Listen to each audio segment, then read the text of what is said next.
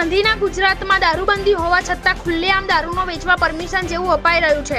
આવું પરમિશન આપે તો બુટલેગરો કોનાથી ડરે? પોલીસ જ સપોર્ટ કરતી હોય તો આવા બુટલેગરોને કોઈનો ડર રહેતો નથી।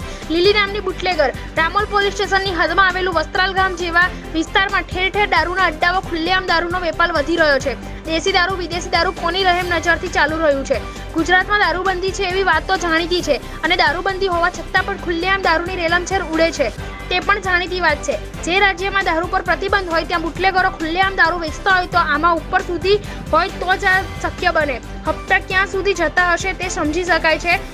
જનતા સતત કહેતી રહે છે કે દારૂ બંધી હોવા છતાં વેચાઈ રહ્યો છે, તેના પર પ્રતિબંધ લગાવો, પરંતુ સત્તાધારીઓ કહેતા રહે છે કે ક્યાંય દારૂ વેચાતો નથી।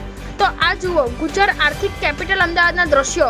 ખુલ્લેઆમ દારૂનો બેરોક વેપલો થઈ રહ્યો છે। પોલીસની રહેમ નજર હેઠળ દારૂના અડ્ડાઓ ધારીઓ કેટલાય ઘર બરબાદ કરી રહ્યા છે। લઠ્ઠાકાંડ જેવી પરિસ્થિતિ થશે તો જવાબદાર કોણ? રિપોર્ટર હર્ષરાજસિંહ સોલંકી, અમદાવાદ।